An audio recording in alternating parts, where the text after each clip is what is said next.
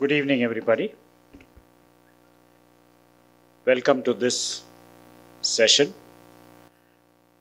Today's topic is on collective consciousness and ritualistic performing arts of Tamilnadu. It is a topic which is not much talked about, but there are performances, I'm told, which have a living tradition dating back to centuries. And they would qualify for a UNESCO heritage tag, for which our esteemed guest of the evening has been striving hard. I'm sure it's going to be very interesting to listen to the panel. Let me first I have the honor to introduce Dr. V.R. Devika. She is the founder and managing trustee of the Asima Trust, a non-profit organization for linking traditional performing arts and education, and Mahatma Gandhi and education. Her PhD thesis is on Gandhian communication for transformation, philosophical issues and dimensions at the Department of Philosophy, University of Madras. She is a consultant for Pathashala in the KFI and has also taught at SS Jain College and VIT Chennai on culture. She was Director for Education and Culture of the Madras Craft Foundation and its project Dakshina Chitra Heritage Center from 1985 to 1996. During this time, she headed a folk performing arts program in education and had schools in Tamil Nadu engage seriously with folk artists. She has also been a school teacher and is on the advisory council of Avai Home. She has been a compare, interviewer and production assistant at the All India Radio since 1974 and has done several television programs as an interviewer and a panelist. Mentor of Rukmini Devi Natya Kshetra, she has been on the Folk and Tribal Arts and Puppetry Advisory Committee of Sangeet Natak Academy, Government of India. She has trained in Bharatanatyam and with the Dhananjayans and has researched folk forms. She gives lectures on the theory and practice of the dance and culture of India. She is a well-known storyteller. She is also a writer. She has authored Muthulakshmi Reddy, Trailblazer for Surgery and Women's Rights, a monograph in the series of Pioneers of Modern India published by Niyogi Books. She has authored a coffee table book, Ward 10, Remembering Rangabhashyam, and is an author for Weavers, an English language textbook series published by Indianica, formerly Encyclopedia Britannica India Limited. She has guest edited the journal Sangeet Natak, celebrating folk and tribal forms. She is a freelance contributor to many publications including The Hindu, the Shruti magazine, The Week, Indian Express and Financial Express. She also writes a fortnightly column called The View from the Wings for Madras Musings.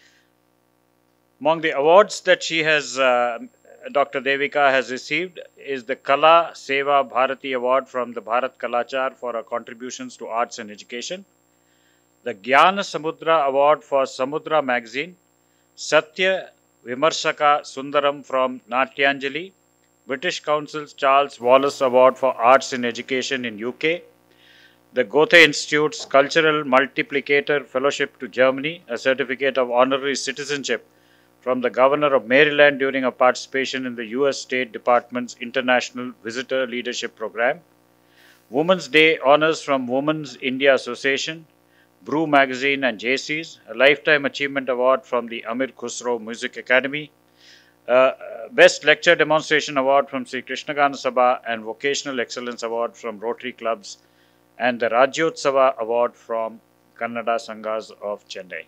May we have a round of applause. She is widely travelled. I have the honor to welcome you, ma'am. Please.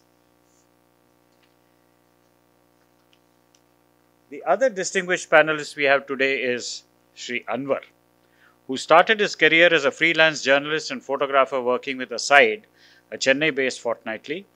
He went on to publish in other newspapers and magazines and was also involved in the electronic media before he found his true calling in documenting history.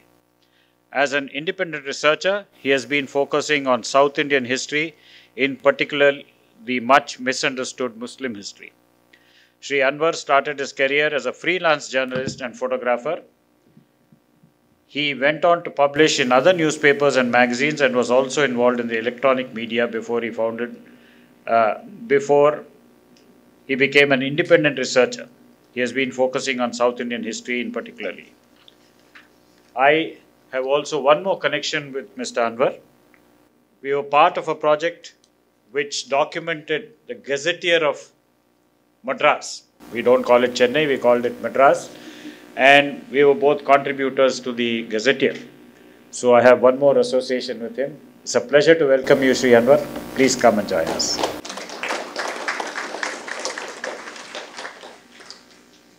Good evening.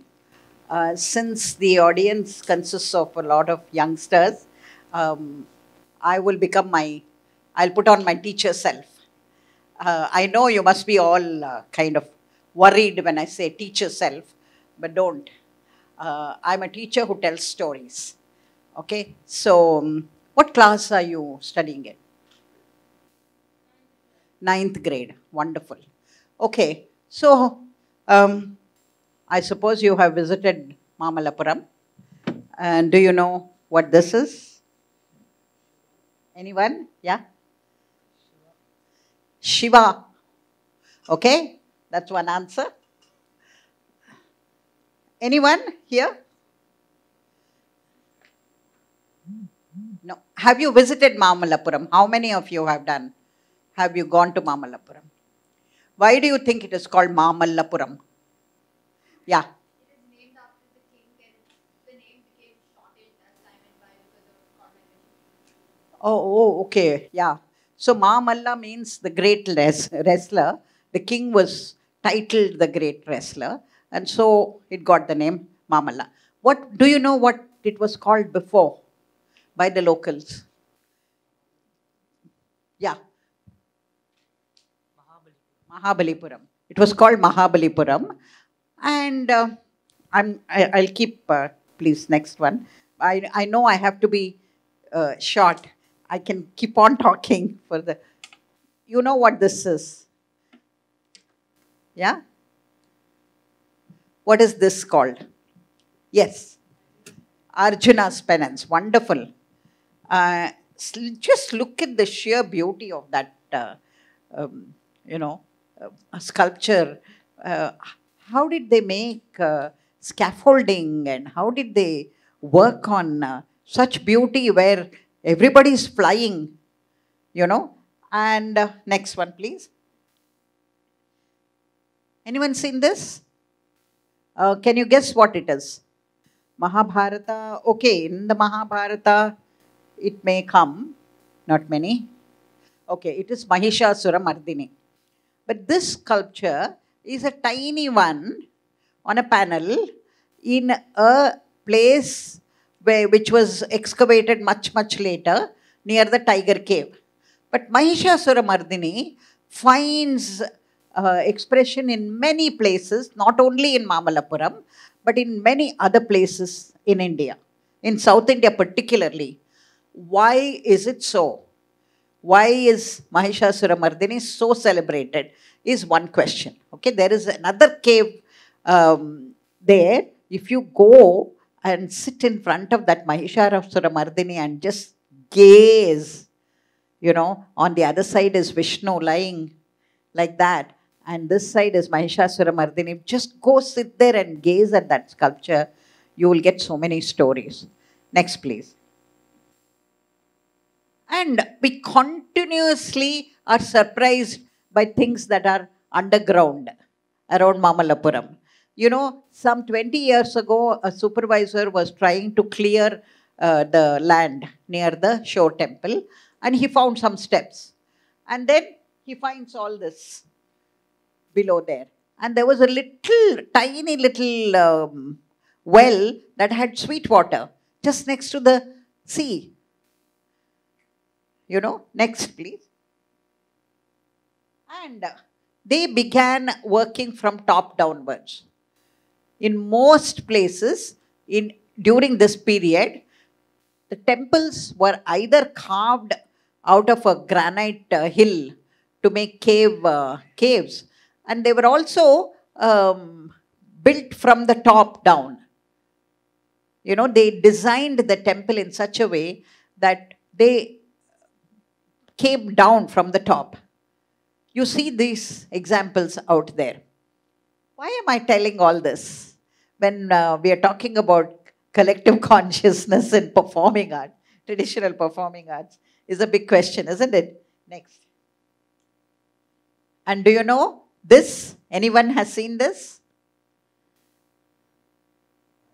When the tsunami happened in 2004, there was a dune just before the tiger cave. Okay. And on this there was grass. And suddenly the water surged up to the main road and then went back. When it went back, it covered a big rock. It uncovered a big rock there. Okay. On that, some inscription had been written. So the people who read that saw that it was going down like that. And it was some donation given to a temple there. So they said, oh God. And then they began to dig around the rock. And they found an 8th century temple. And below that, 1st century bricks. And we are walking on history. People were playing there. Cattle were grazing. And then you find this below, underground. And so, next.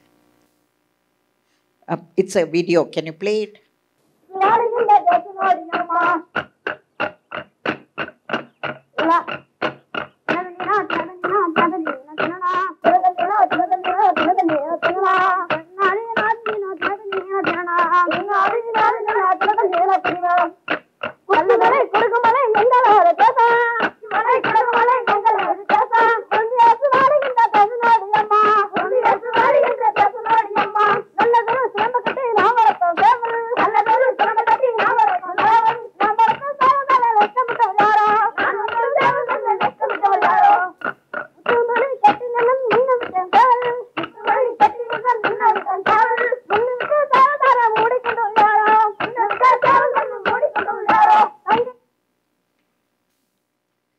When we look at children who are not going to school or just child workers or in a village, we think they are not smart. They are not as smart as city children. They don't know anything. That is the impression we get, isn't it? What do you think this requires? It requires tremendous coordination, mathematical calculation, precision, and group coordination. Isn't creativity. All right. So when these kids who are playing by the roadside can do this, that means there are these performing arts that are telling us something.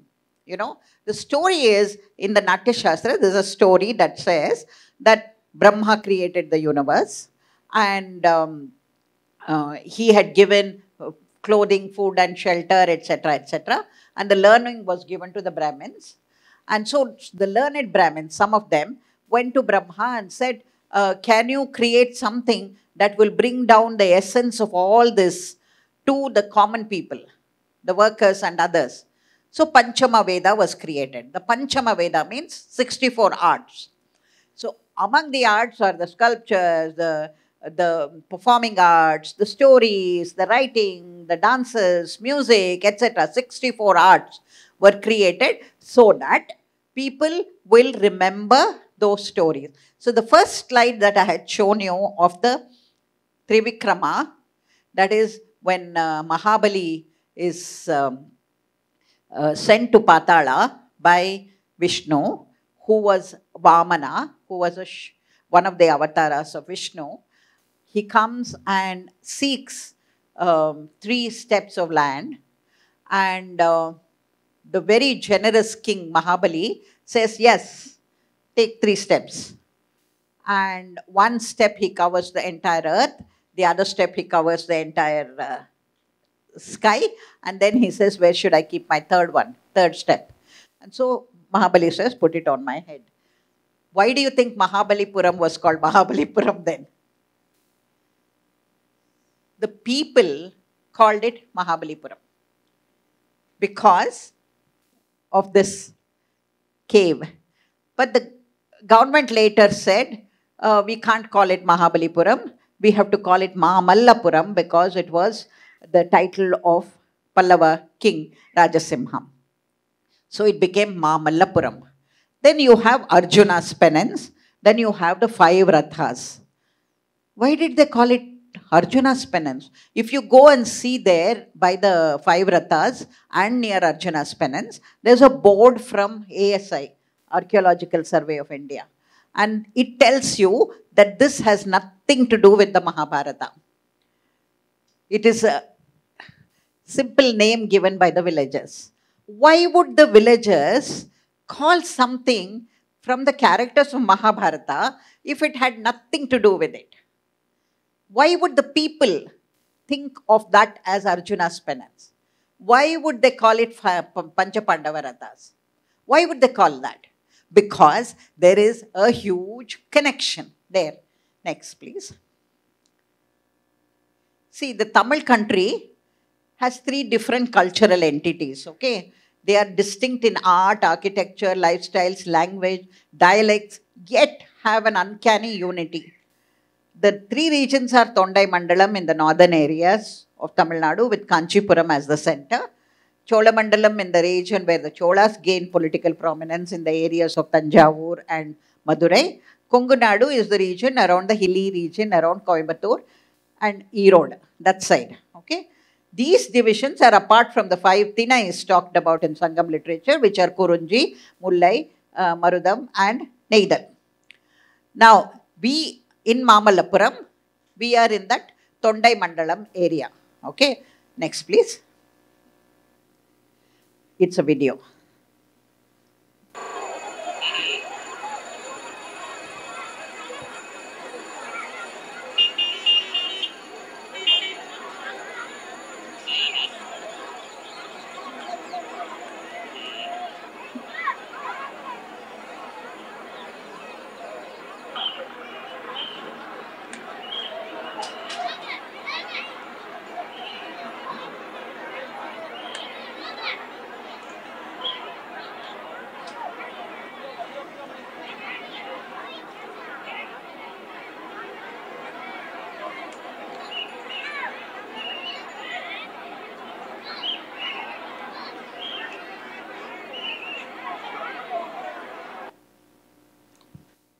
Any guesses? What it is? Yes? Ravana. Oh, thank you. But I'm talking about Mahabharata. Louder. Duryodhana. Why do you say it is Duryodhana? There is a clue in the video. Why? Why? 5 little things you saw. Yeah, okay. And there's another big clue. Anybody? Adults? Why is it Duryodhana? How? The men are doing something on the right thigh of the statue. Okay? They are doing something with the right thigh of the statue. They, yes? Yeah.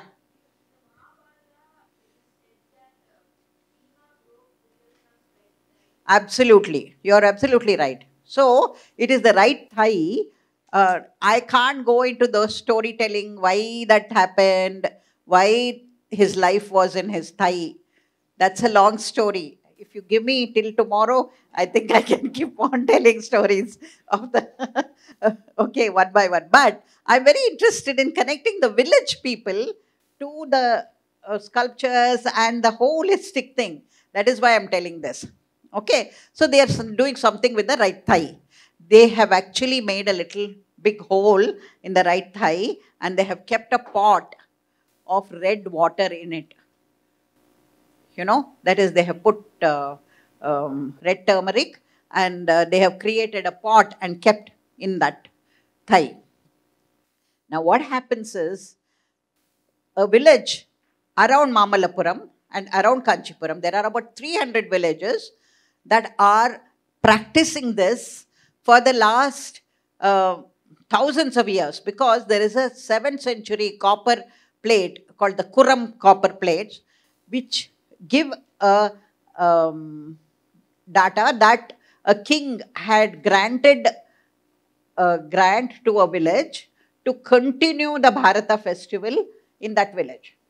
If in 7th century a king gives a grant to continue the Bharata festival, that means Mahabharata is being celebrated much, much earlier than 7th century, is it not?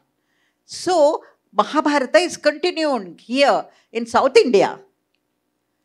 Okay, so the village decides they want to do a Bharatam festival. And they invite a Kutu group to come and stay, and for 18 days they will be performing the different episodes of the Mahabharata in the nights. But during the day, every day, in front of the Draupadi, all villages have a Draupadi Amman temple. If last month you were moving around in the city of Chennai and you saw women carrying pots in their head, there are all kinds of Amman lights on Amman figures. There are so many Amman temples all around.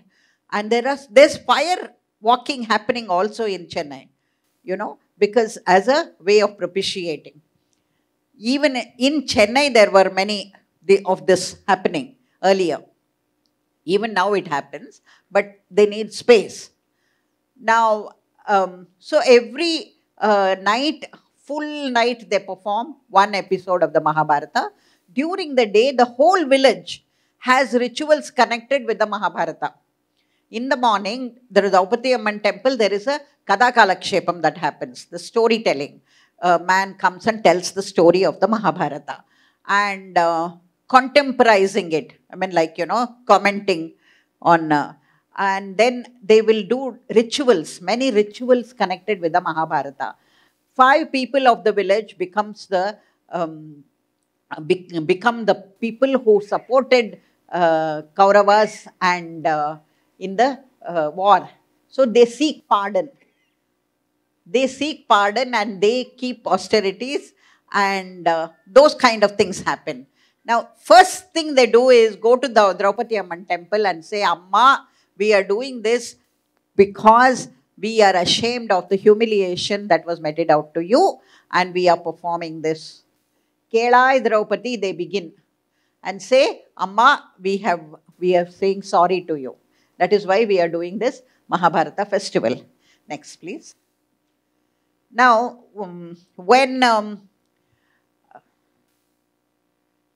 so when you look at the Kiratarjuniyam in Kanchipuram's Kailasanadar temple, look at the picture there, the Kirata, that is Shiva, when Arjuna goes to get the Pashupatastra from the Himalayas.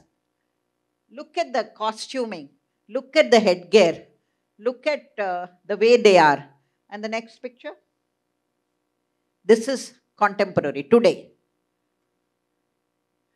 So was the Kutu the inspiration for that? Because Kirata Arjuna is a very, very important ritual in Bharata Vela. The village celebrates the Kirata. How do they do it? It's amazing. Next. We'll go.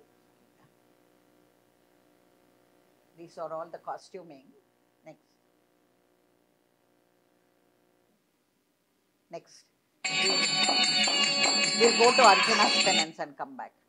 So, there is a story of Aravan. Okay. Aravan was Arjuna's son through Ulupi. Ulupi was a northern princess. Okay. Now, before Kurukshetra war was to begin, they needed a human sacrifice to win the war, the Pandavas. So they needed to select a young man who had all the 32 characters required unblemished body. And that was only with Aravan, the son of Arjuna. He has to be sacrificed for the war. And they asked his permission. Do you mind? We want to win the war. Can we sacrifice you? He said, okay, but I have two conditions, he said. First one, I want to get married tonight. If you're going to kill me tomorrow, I want to be married tonight. And two, he said, I want to witness the Kurukshetra war. So Krishna said, okay. And Krishna became Mohini and he married him that night. Okay. And he promised him, your head will be living, your body will die. Okay. So that head is created every year in the villages. A huge head will be created and brought and installed in the village for Aravan to witness the Kurukshetra that is going to happen. And they believe that that Kurukshetra that they are going to celebrate is only to celebrate peace. Believe it or not. Samarasathukaga da naanga pandrom. They say, that there should be no fight between brothers and cousins. To remember that, we are doing this. So Aravan is brought and installed there, and he witnesses the next. The next previous one was what? Okay, this is a video also. This is how the story is told in the morning. பாண்டவர்களை கொல்வதற்காக செய்தானே துரியோதனன் அரக்கு மாளிகை. அந்த அரக்கு மாளிகையில அக்கினி மூலையிலே இருக்கிற அட்டையால செய்யப்பட்ட தூண். அந்த தூணு தட்டினால் கீழே சாயும், வட்டமான பலகை இருக்கும் என்று கனகாச்சாரி சொல்ல, வீடு கட்டிய ஆச்சாரி பீமசேனன் அந்த சில அழகான தூணை கீழே தட்டி வட்டமான பலகை எடுத்து வைத்துவிட்டு சுரங்கப்பாதைக்குள்ளே ஓடுகின்றான். 7 மைல் பூமிக்கு கீழேயே சுரங்கப்பாதை அமைத்திருக்கிறான் இந்த Achari கனகாச்சாரி. I think we can stop here. Yeah, it has stopped anyway. So, all this is celebrated. This is representing the wax palace. And they celebrate everything of the Mahabharata. The villagers take on the ritual of creating the Mahabharata as a way of saying sorry to Draupadi. And next, shall we go now? Before they start, I was talking to you about Arjuna's penance. Why do they call that penance panel Arjuna's penance? The big panel. It is the Arjuna's penance is celebrated in a most creative way. The richest person who is owning many trees in the village will give one big tree as a donation for the festival. And this tree is cut and brought, and they create pegs on the tree and install it in front of the Draupadi Amman temple. See, like this they install in the Draupadi Amman temple. They have created pegs all over. And next. The actor Arjuna performed the whole night. Arjuna's penance is performed. The distractions that he gets, etc., is all performed. And in the morning, when the sun is about to come out, when the landscape is slowly clearing, the light is just going to happen, he comes out and he climbs this singing songs. This is Himalaya for you. And he goes up on the platform, which may be 60 feet high or 90 feet high. He sits there and he throws lime and flowers, and women come and catch it, because Arjuna stands for fertility. Women of the village, they come and catch those limes and flowers that he's throwing. And in the bottom, Kirata and his wife come. in the village. They are walking in the streets of the village and they come there. Shiva as Kirata. Kirata means hunter. You know, Shiva has come in the guise of a hunter, and he brings Parvati along, and they come talking to villagers all over, and they come, this Arjuna is sitting on top, and they have a great dialogue, and they insult each other, and then finally Shiva forgives him and gives him the blessing and says, I'll give you the Pashupatastra. The whole village celebrates it. Next, please. No. Though this is a video, I don't want to show it. It's long. It's very long. Next. See, everywhere in Kanchipuram, you will find the Arjuna tapas. You know, this is a panel in Vaikunta Perumal temple in Kanchipuram, where they say the Pallavas claim they are the children, descendants of Ashwatthama. And how that Tondai Mandalam name came, because a creeper, a basket of creeper in which the king came on the shore, you know. And that is how they become the descendants of Ashwatthama. And Arjuna's penance is everywhere shown all the time. So the villagers were right in calling that the Arjuna's penance, because it represents Himalayas. The latest research by Balaswamy, it says the panel is Himalaya. So why is the Himalaya there? Because of the ritual of Arjuna's penance. And it is called Arjuna's penance by the people. Next. And yeah, you saw that what I had shown. Next. Next. This is a video. I'll just explain it in 1 second. Now, when finally they come chasing in the morning, you know, the last play in the Mahabharata is when Bhima confronts Duryodhana hiding in a well. And he says Duryodhana is left alone now. And he taunts him, he teases him, saying you are a coward, you are sitting in the water and things like that. And, you know, in Kannada, the Kumara Vyasa says, Neerolagirdum Bevardan Uragapatakan. Even inside the water, he was sweating. Who? Duryodhana. He got so upset, so angry, he comes out. And he's chased all over the village by the actor Bhima. All over and every place. And the village kids become the parties too. One party becomes Kauravas, one party becomes Pandavas, and they hold, you know, through the village they fight.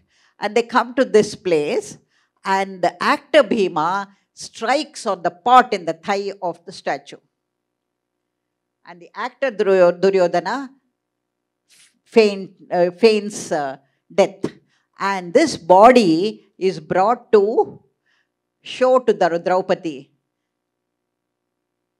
You know, Amma, we have fulfilled your humiliation. You've been avenged. They bring it there. Next. It's a video. Yeah, click on it.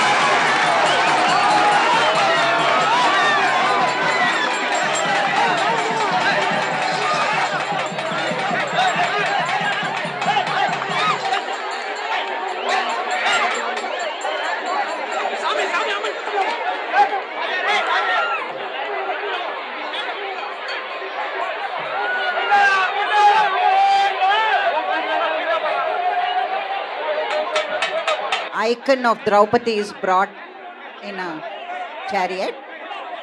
Can you just pause? No, you have to go back. Anyway, the icon of Draupadi and the actor Draupadi tie their hair up. In the last video, in this video, go to the end. No, back, go back. Go to the end. Play.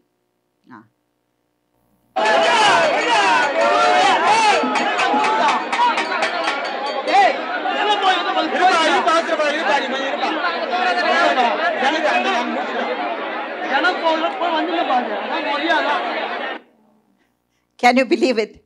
The actor Draupadi and the icon Draupadi tie their hair up. So it's a ritual. Mahabharata itself becomes a huge religion, a huge ritual, which has been happening in this area for thousands and thousands of years. In this area. Okay, I want to go to another art form. Okay, and this is in the Salem and Dharmapuri and that area. Okay, it's called the Devarattam, and it's such a unique thing. Anwar and I were there for 3-day festival when we filmed this, and it's unbelievable. When the men dance, and when they dance, the two Shakti, Jakkamma as she is called, it's called Devarattam. When they dance to Vishnu, who is Perumal, it's called Sevayattam. It has similar steps but different connotations. And I will show you one video. I have a few videos. I brought few videos. Depending on your interest, I will show. Yeah, this is at a wedding, and how the people bring their dance as a gift to the wedding. And they enact like as if the elephant has come, just with a cloth on the shoulder. Yeah. How the dance happens.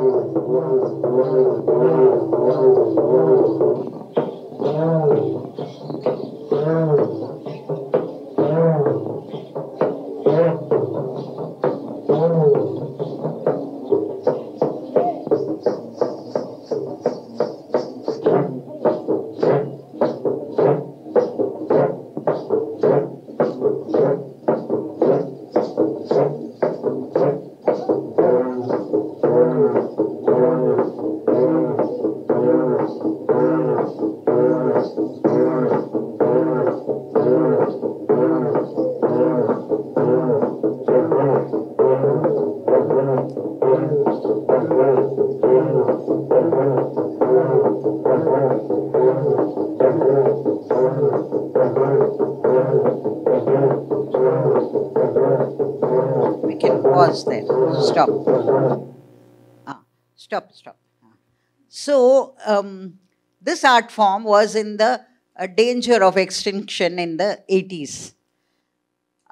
Because youngsters were not joining in, and they were all going to the cities, and the village people had to take a decision to perpetuate this art form. What to do? So the Tamil University in Tanjavur, they helped them in trying to call it an art form and not just a ritual. Because if it is just a ritual, these youngsters were not joining in. So the Tamil University made a study of it, and 108 steps, or artam as they were called, were studied and recorded. I saw this in 81 or 82, and I said, oh my God, this is fantastic, and boys in the city schools are not dancing, and this is no lyrics. So I brought this group of people to Chennai. I took them to different schools, did lectums and organized training programs, and now I think some 50,000 children have learned this, but they may not dance like them. But there is a form for boys to dance, isn't it? So when they dance, this is Jakkamma. Her temple is in the middle of thorn fence. Okay, we'll go to the next one.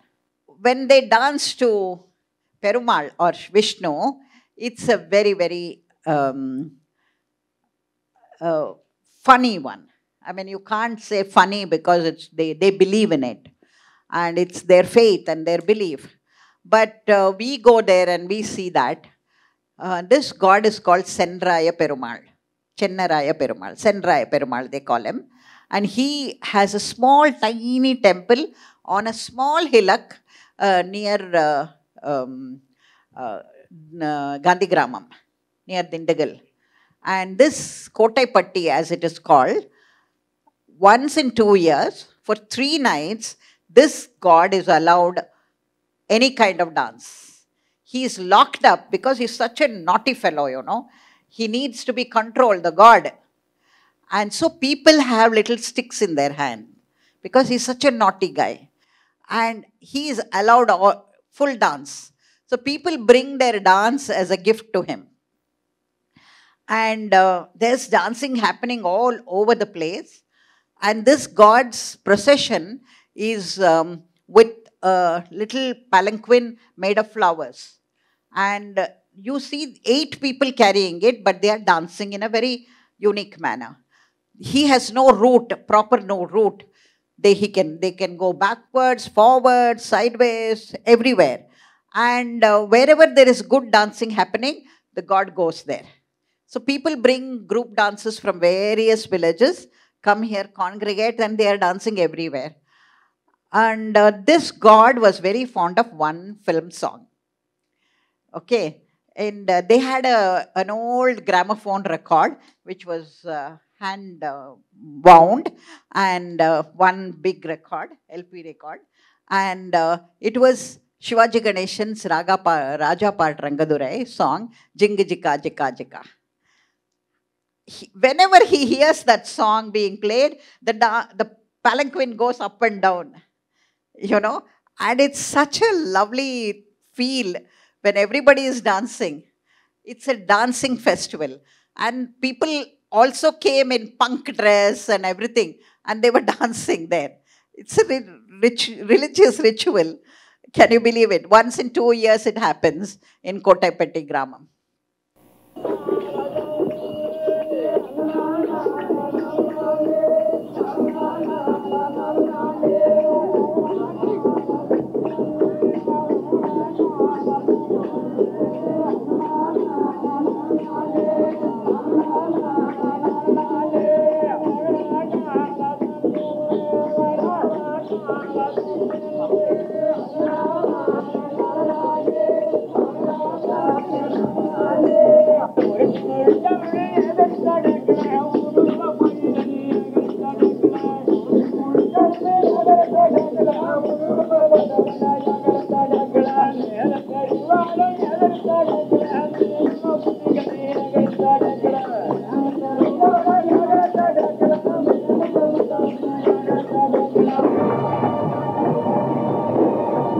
Listen to the song.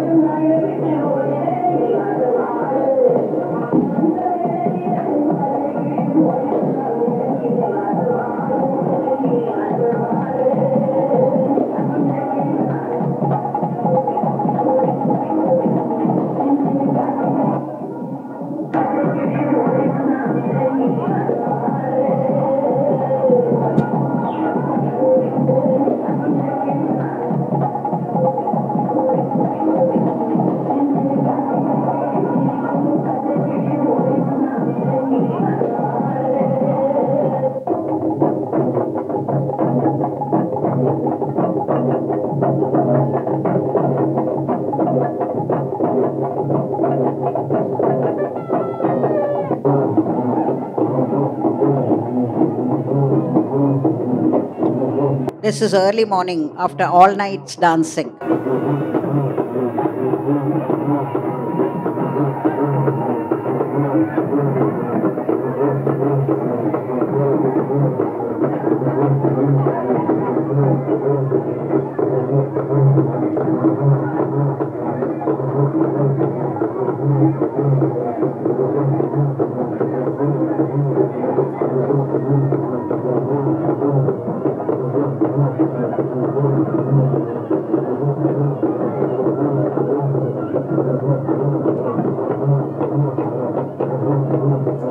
The sticks are because he needs to be constrained, he needs to be.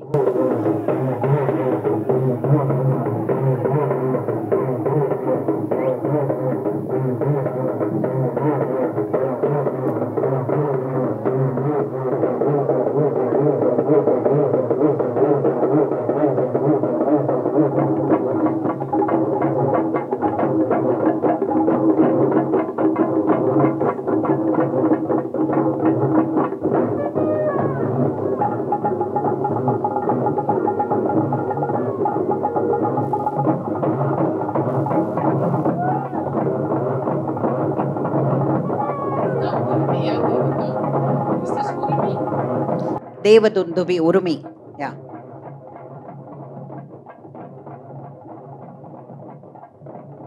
The instrument is called Urumi or Devadundubi as they call it. Now my thing is, just watch it, I'll speak a little.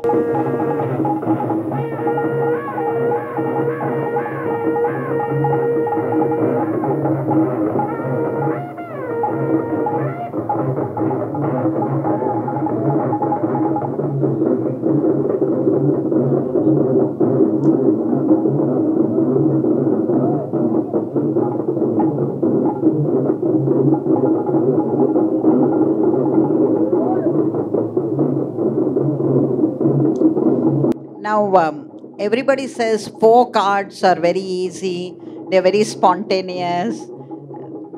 Try getting into this. It requires a lifetime of growing up with it.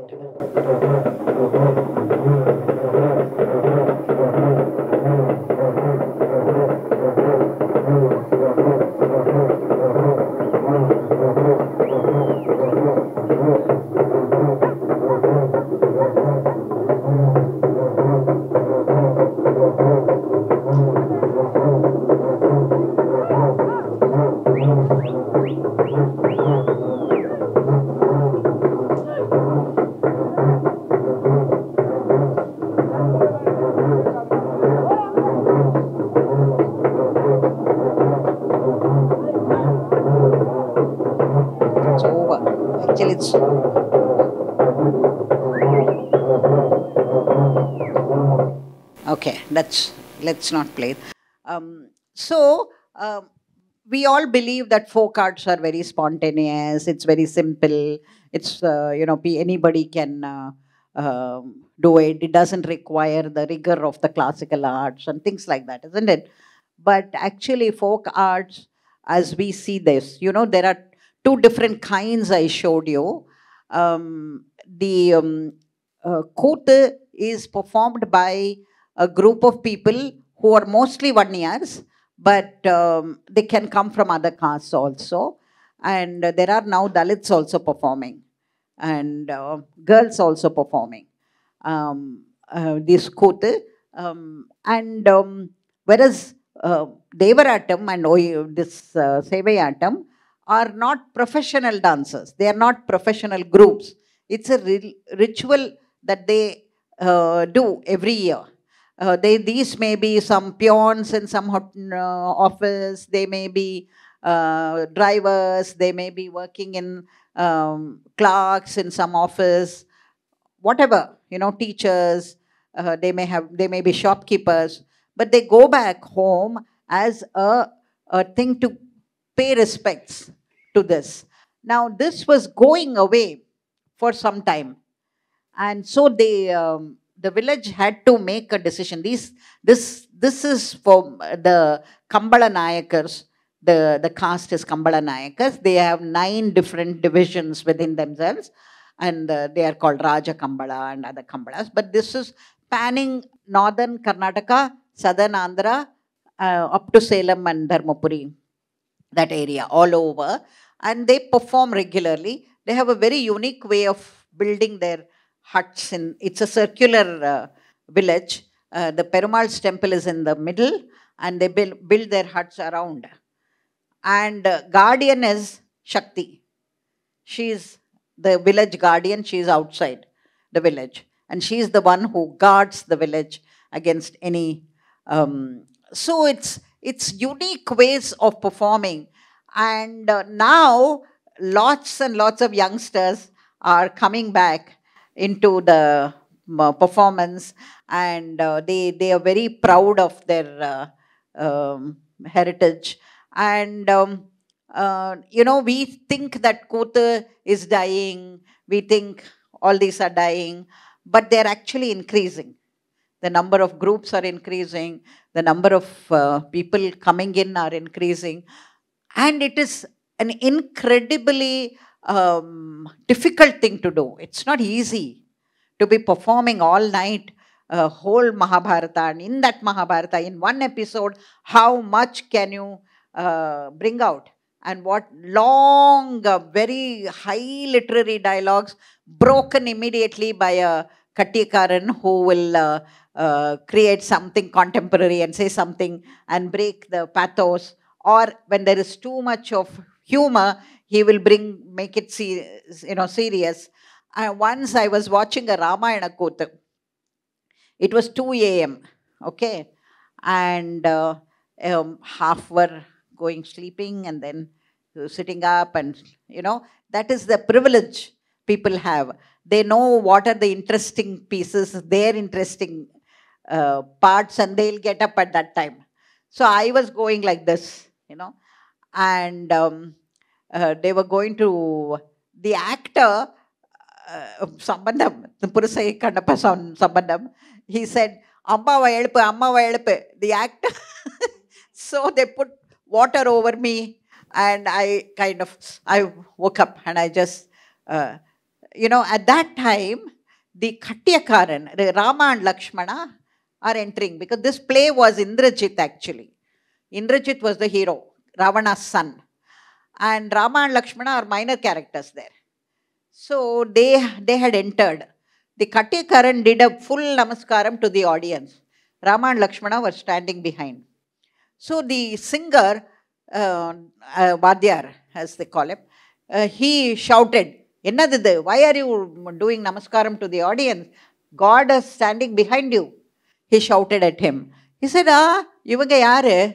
இவங்க என்னோட நண்பர்கள். These two are my friends. They are acting only. Where is the story taking place? In the minds of all these people. Rama is there in their mind. And that is why I did namaskaram there. The Katyakaran said. So that means they are bringing alive the text in the minds of people. Constantly. And constantly keeping it alive. I think I will end it here, and then we can have a conversation and show more videos if needed at all. Time aiduthu, yeah. We can have a conversation. And if there are any questions from you, I'll be happy to take. Thank you, Devika. It's truly a fascinating presentation.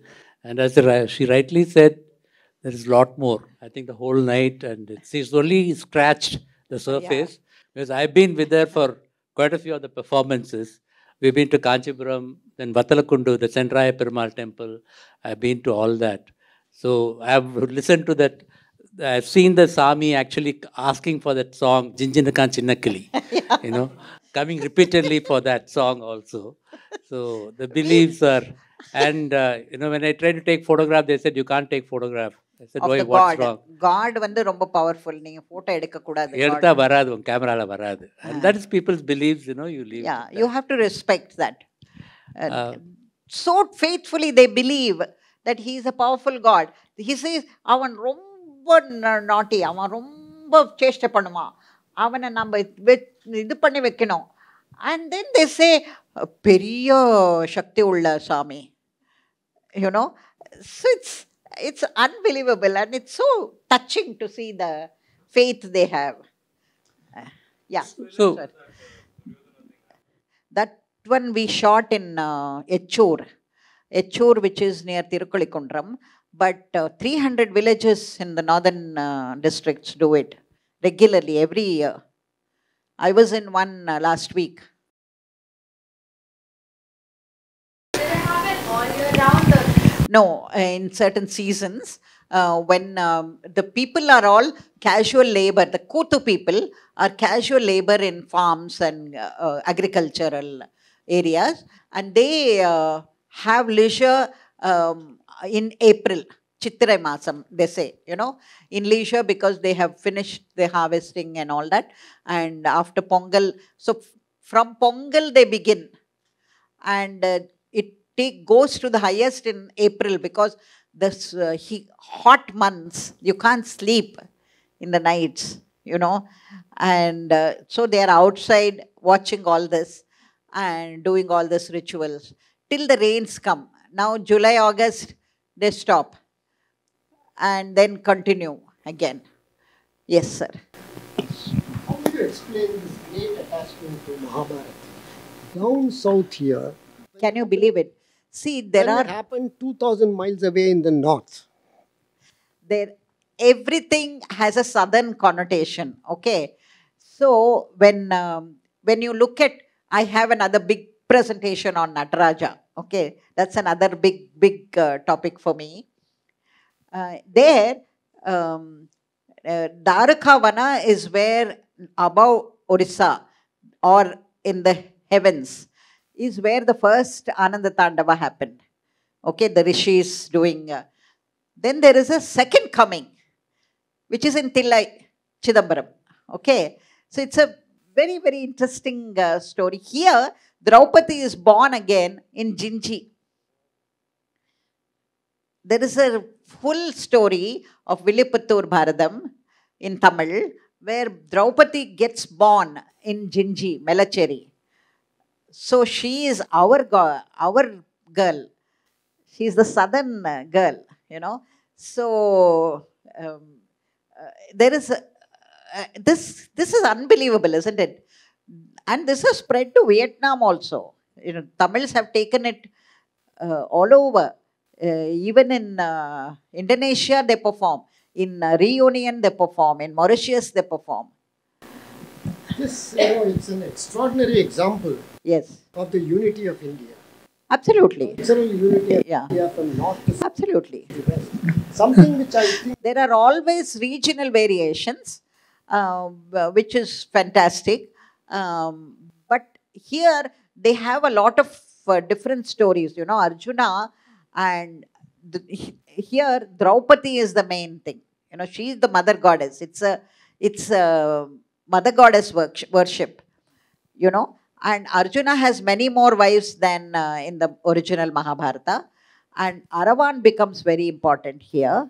And in Oyilatam, if you go and see Oyilatam performed in Madurai, Shurpanaka is the main character in the Ramayana. It was the injustice done to Shurpanaka that the whole Ramayana happened. It was the injustice done to Draupadi that Mahabharata happened.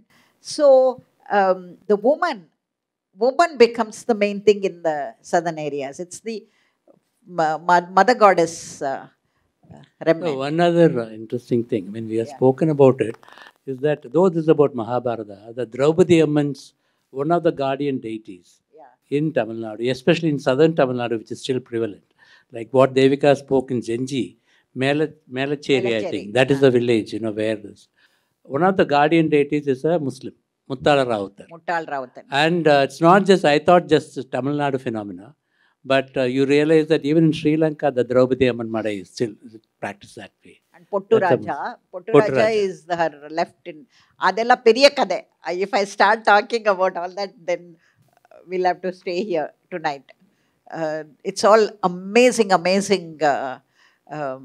revelation, of how much one can learn. Yeah. Any other question? Yes.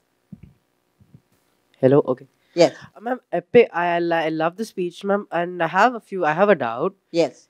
In the village scene where you showed about the Duryodhana and Bhima like running around and Arjuna throwing the flowers in lime, how are the actors selected? Is it upon? Yeah. So there are professional Kutu groups. Okay. They form an association.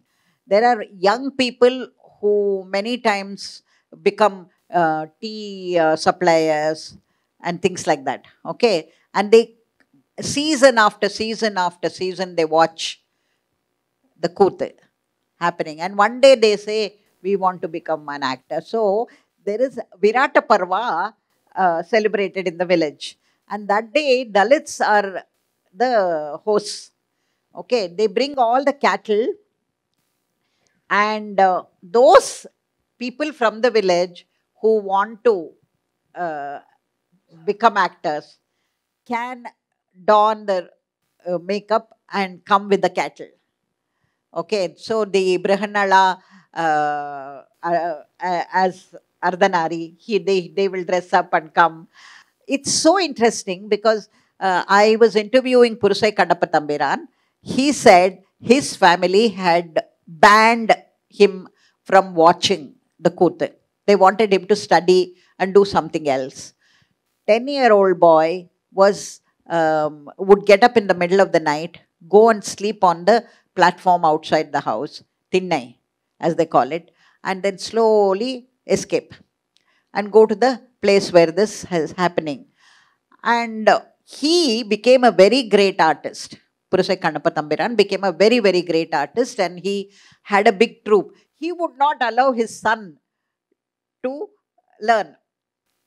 Purusai Sambandam, whose pictures I showed, now is an honorary doctorate from Tamilnadu Music College. He has gone to Paris, he has gone to all over the world and performed and all that.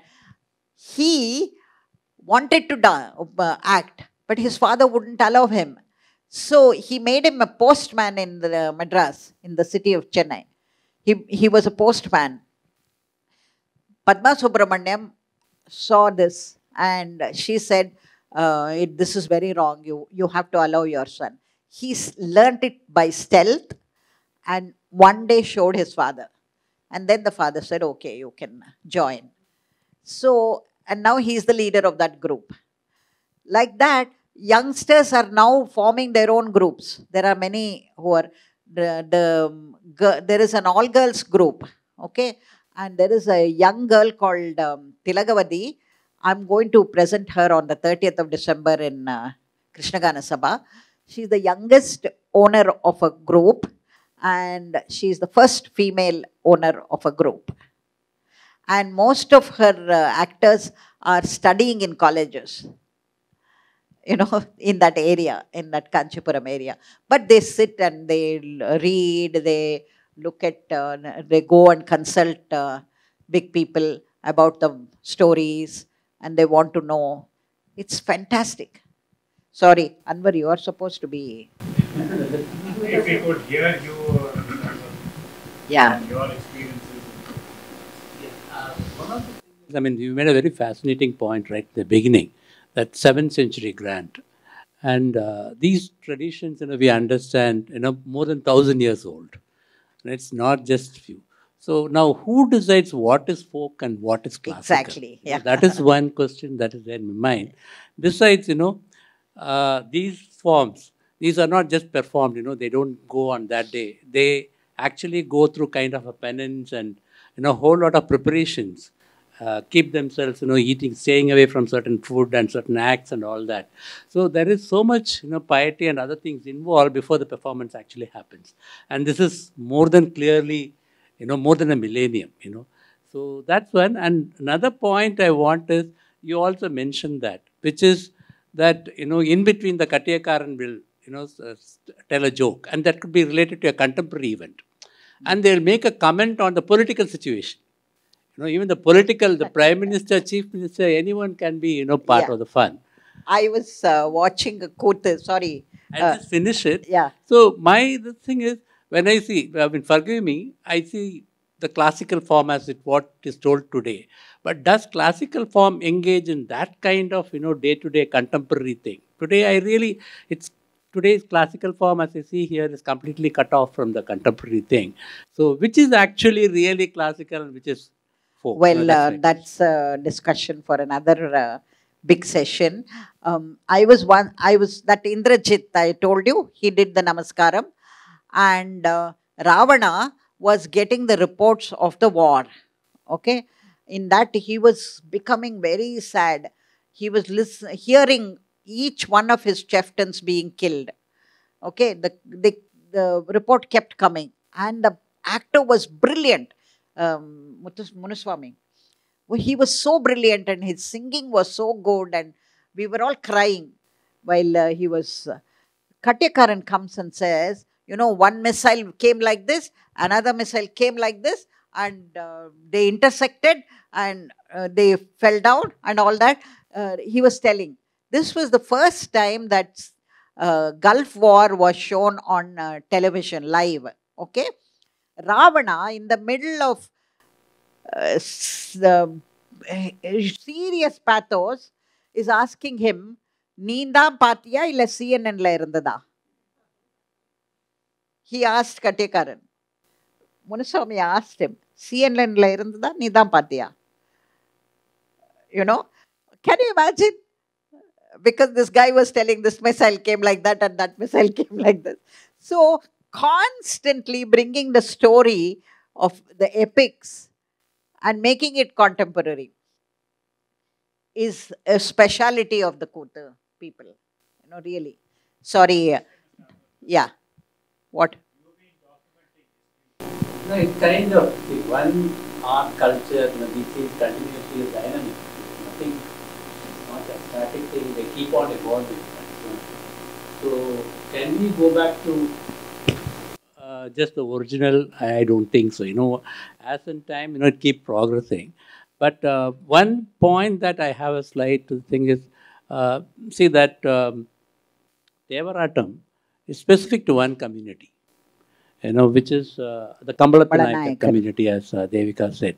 Now, the trick is that now we are talking about caste here. Okay. Now you are also keeping, you know, this is a tradition. So you need to understand that, but this is also about caste pride, you know, all that also comes along with it. So somewhere, you know, I'm sure, you know, we see that I don't think caste is going to go away. You know, I see it as continuing. And as people discover, you know, they can get it evolved with the times, and it will continue in some form or other. And there will be some which will be lost. Like, I think Melatur Bhagavata Mela. That is being, There are umpteen evidences, you know, there are the forms that have been there, there are forms which have disappeared. That have changed, yeah. Changed. There are Draupadi Amman worship itself. In northern districts, it's something. In southern districts, it's something else. So, it is changed. May I add to this? There is, the village is very clear about what is art form, what is ritual. They're very clear about it. So when they come and perform in the cities, and I was the first to bring the Devarattam group in 1986. So when they come and perform in the cities, they know that it has no ritualistic background. But because it is recognized as an art form in an educational institution, yes, there is some art in our ritual. They understand. So there is, these two are, you know, two different things. So ritual has to be documented. We did a 1-hour film on Devarattam. You know, the Kambala Nayakars, and since we did that film, lot has changed. And thank God we have that film, 1 hour's film, you know. Much has changed there because our artists are complaining that lot of film music has come in and all that. One thing that I wanted to add, I come from Madurai region. Okay. To us, no festival is complete without Karagatam. Okay. The Karagatam is the ultimate thing. Muttaraman Tiruvula or any festival, Thimidi Tiruvula, it has to the final day before the festival ends, it has to be Karagatam. And Karagatam, you know, when I came to Madras, for me, I really yearned for Karagatam. And I wanted to see it. And I was missing it. You know, Madurai is just part and parcel of it. I was missing it. And then finally what I got to see was watered down version of Karagatam. You know, the Karagatam attire as you see today for us, you know, though we are independent, we still have the Victorian morals, it guides us. And I think we have imbibed, all of us have imbibed. So Karagatam is kind of, though it's a hot Madurai area, if you go even today, what is your favorite dance? It will be Karagatam, not any other dance. But it doesn't get the limelight. It deserves, mainly because it is looked down upon, in the urban milieu or in the so-called educated thing. People think that Karagatam, with that skimpy dress of those actors, it's lower or something it's like lewd and all that. But even today, if you go to that Madurai district or southern districts, any festival, temple festival I'm talking about, it has to end only with the Karagatam. Now the thing is changing attitudes. Now even today it is there in the villages, but there has been a constant, I think, a propaganda against Karagatam. Saying that, I think any district collector comes, he is shocked. The villagers want to celebrate, and their ultimate way of showing their love is, to have a Karagatam performance. And people who come from outside, they are shocked. They say they want to refine it. Refine it. And so there's a constant campaign, being run. So this way also, the sensibilities, local sensibilities, their own understanding of, what is sex, what is vulgar. I think these are two different dimensions, in the village and I had urban. taken a very big cultural connoisseur to the village, Purasai village, and he said, "Ayyo, idella refine pannano. This is all very crude. This needs to be refined." I said, "No way. I mean, you have to understand that there are different layers in culture, and you should have the open mind to see that." But documentation is a very, very necessary thing. So this is why we are looking at the UNESCO Intangible Heritage for the Bharata Vila, because Bharata Vila being celebrated in such a manner for thousands of years as the biggest theatre festival, one can say, because there are thousands and thousands of people creating this theatre festival. So, actually, the first time we are hearing. See, it's only 40 kilometers away. Even in Chennai, it happens. Yeah. No. Kurth, Bharatam. All these traditions, wouldn't they need to be propagated? More awareness. That was my role. I took on first time when I saw Kurth, I was like blown. Namuttu Swami had introduced me to Kurth, 1981. And I am a city-bred girl. I didn't know. And I said, what am I doing as a school teacher if I don't expose children to all this? That's why I gave a proposal to the Madras Craft Foundation, INTAC, and started the Folk Arts and Education program. Anyway, yes? From today's session, I realized how these performing arts show people's intense faith and their passion or love for their culture. However, you also mentioned in your session about how the Tamil University had to take efforts like calling a ritual as a performing art in order to make it popular among people. So, why do you think in today's generation such efforts have to be taken to make this popular amongst our youth? Yeah. Because it's such an alien concept for us. Why do you think such efforts have? Absolutely. You've asked a very important question. What happens is many times when we were growing up, we thought whatever came from the West was very good. And when the village people are going up, they have been told whatever comes from the city is very good. So what is in your backyard is not good. So you learn to do Michael Jackson dance, and that is popular. You imitate Prabhudeva, and that is popular. And what is Devarattam in our, we're ashamed of it. It is when university recognizes it, then there's something in it. And you go back and look at it, which is why we are looking for the intangible heritage, UNESCO intangible heritage, because it is, people have grown up with all this, and they need to retain it. They need to feel that the world will recognize it as intangible heritage. So we have given an application for that to be recognized as UNESCO, the festival, that is its intangible cultural heritage, which takes place in 300 villages. Once I was on my scooter at 2 a.m. I had gone to see a Kuthu in Koturpuram. And I was coming back because I had an early morning class. At 2 a.m. I was riding back. And my friend coming from the airport was shocked. At 2 a.m. you are riding a two-wheeler, and more shocked because there was a Kuthu happening, than a girl riding a two-wheeler at 2 a.m. in the night. To answer your question, sir, I think even within Madras city, Chennai city itself, if you look at the core areas, even Kottapuram itself, and if you go into the core area, look at the old temples over there, definitely, during the Ani or different months, Adi Koolutras, we just dismiss it off. When the maid servants and all ask for holidays, but they are actually keeping up a tradition. Yeah. We middle class, upper middle class, we think that this is, they don't have any other job, but they're actually the ones who are keeping up the tradition.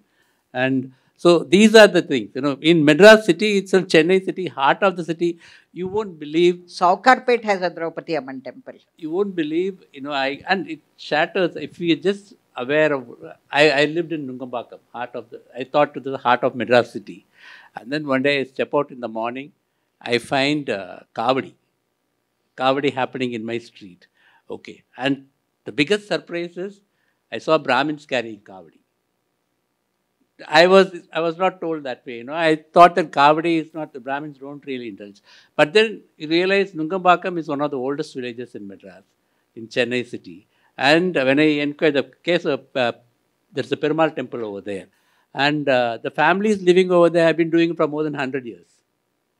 Okay. So this is across in Chennai city itself. If you really bother to look at those congested, crowded lanes, be it Amjikarai, Nungambakam, go into that you'll find always Ellayamman Koil or Muttaramman Koil, Draupadi Amman Koil, Ayyanar. You'll even find Ayyanar on the outskirts. And if you look at that festival, there is so much of heritage, that's still there, that's still alive, and that is being kept alive by people whom we think are from the lower middle class. Question. Not one thing that last region like Madurai, you said traveling to region. Anyway, the question to answer. Years of European policy being followed. Are forecasts or is it strong? So I've not seen any state support for this, right? What we're talking about seems to be like some university here and there. What is the state done? Are there any policies? No, I think all over India itself, culture, the priority for culture is very low. The budget allocation for culture at all India level, I think our priorities have been different, at state of development. Probably, there are other basic necessities which are given priorities. And even today, actually, Kuthu groups, it is all sustained by the villagers. There is no big sponsorship, it's always crowd funding. And many Kuthu groups are DMK. They are all politically, they are in Dravidian, but they are also very religious in their personal, rituals and all that. So it's completely funded. You know what happened? One festival was happening. Each day, some group will host that festival. Some caste will host that festival. Okay, food will be given by them. They will collect it among themselves. In this festival, one day was hosted by the police. The police people, they collected the money and they were hosting that day, that night. And they were going to give the food and they were going to give the feast to the artists and everything. Okay, the rituals will all be sponsored by them. There were some young boys who had drunk and they came on the stage and they made some galata. Okay, so immediately the police wanted to catch those guys. The organizers of the festival said we had anticipated something like this will happen. They had garlands ready, some 15 garlands they had bought. They called all these boys on the stage, garlanded them and said, you are very important to us. You sit in front, to those boys. Can you believe it? It happened. இந்த கூத்து நடக்கிறதே சமரசத்துக்காக தான்ப்பா அப்படின்னு சொல்லி they made them all sit in front. They had bought 15 garlands and kept inside for any untoward thing that will happen. No, your question, it's a tricky area. How much can state get into this? Yeah. Yes, there has to be, it's too delicate a thing because many of it is caste related. So the state could be seen as ending up supporting one particular caste. So I think, it's already self-sustaining to an extent. Each community kind of, and also when we say in Tamil, தேர் இழுக்கிறது, it's not just தேர், ஊர்கூடி தேர் இழுக்கிறது. So every community, gets a representation in that there process. தேர் வந்து சும்மா ஒரு இது மட்டும் இல்லை.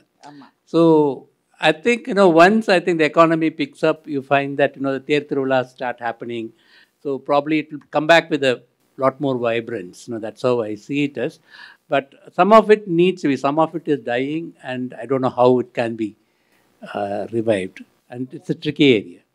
One of the easy ways of sustaining these typical dance forms in villages is to allow the Panchayat Raj institutions to spend a small proportion of their money on these specific cultural activities. And the government should come. Actually leave the villagers alone. I'm talking about the Panchayat, because the Panchayat consists of the villages. And as you said, in some of these villages, this typical dance form takes place. So those Panchayats should be permitted to spend some money on it, so that it can be sustained wherever there is a shortage of funds. Some hands had gone up there, students. Thank you, sir. Yeah. So, ma'am, from today's session, I found a bit something which is a bit ironic. So there were two mentions of this. Once when a naughty god was confined with sticks, and a Jacama's temple being surrounded by thorns. Aren't they supposed to be powerful gods and goddesses who are supposed to help you in need? Then why are you doing such acts against them? Well, this is the, what should I say? This is the beauty of the religion that is celebrated by the villagers. These gods are so intimate. Like, for example, your mother may admonish you when you are naughty. Yeah? But she also loves you very much, isn't it? So there are different layers are there. So it's the same way. Gods are like us. But we also pray to them to help us cope with the things that are that we cannot manage. So it's a very beautiful way of making gods so intimate and with us. So God is not something all powerful there who has to be feared, isn't it? God is something with us to be loved. Okay, I think we have run out of time. I'm sure Devika is here and she'll be happy to address any issues. Even after this session also, you can talk to her, get the phone number. I know it's getting late, and I know I'm so happy that so many of you asked so many questions, and this is delightful. Thank you so much. And thank you. Thank you, sir. So it's our pleasure. It's a pleasure to have had a distinguished panel. These are topics which, many of us don't know anything about. We know Chennai, we know the classical arts. All of you, when November, December happens, you will find the whole city abuzz with a lot of cultural activities. But these are traditions which are there in our villages. These are living traditions which have been going on for thousands of years. And it is the people's own way of celebrating life, celebrating seasons, or even celebrating their own gods. With traditions which have come down, maybe they are unique to particular communities, particular castes, particular classes, but they are traditions which are living. And there is a need to preserve them, there is a need to foster them for posterity. So I thank both of you for having enlightened us on this aspect, and we do hope to have more detailed sessions with you. Anwar Saab, I'm sure you have a lot more stories to tell us, and we would look forward to another session with you exclusively. And I thank you, Devika, for such a. Anwar is like my younger brother. I met him in 1986, and he became my photographer. And now he's an independent researcher. He's going into very nice. So these are aspects which I think all of us need to learn, and we hope that more sessions will bring more audience participation also. I thank all of you for coming, and especially thank the Shishya School and the correspondent who's here himself, and the teachers who have brought the children here, and we hope we'll get more interesting sessions like this where we'll invite all of you. Please do come, and we again thank each one of you for having come. Thank you.